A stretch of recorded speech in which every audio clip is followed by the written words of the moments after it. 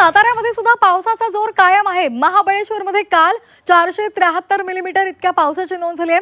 महाबळेश्वर, जावळी, पाटण, वाई इथे शाळांना सुट्टी दिली आहे। कोयना धरणामध्ये सुद्धा मोठ्या प्रमाणात पाण्याची आवक झाली आहे। कोयना धरणात सध्या 22.54 टीएमसी इतका पाणीसाठा आहे आणि त्यामुळे नागरिकांना पिण्याच्या पाण्यासाठीचा दिलासा मिळालेला आहे। याचा आढावा घेतला आमचे प्रतिनिधी तुषार तपास यांनी। पाहूयात।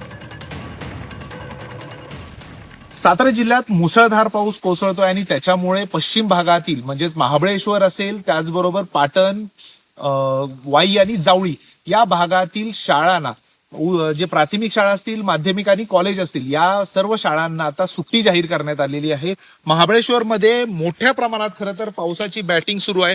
जवळजवळ 473 मिलीमीटर एवढ्या पावसाची नोंद ही 24 तासात महाबळेश्वरमध्ये झालेली आहे। तुम्ही पाहू शकता की मोठ्या प्रमाणात महाबळेश्वरमध्ये खरं तर तुफान पाऊस कोसळतोय आणि त्याच्यामुळं हे प्रशासनाने हे पाऊल उचललेलं आहे।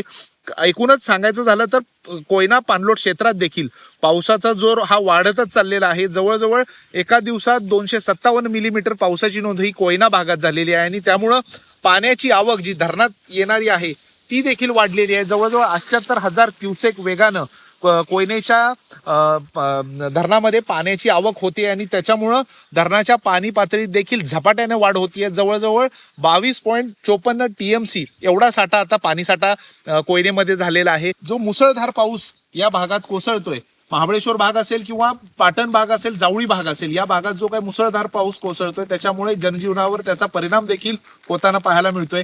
खरं तर त्यामुळेच महाविद्यालय असतील, शाळा असतील, यांना आता सुट्टी जाहीर करण्यात आलेली आहे।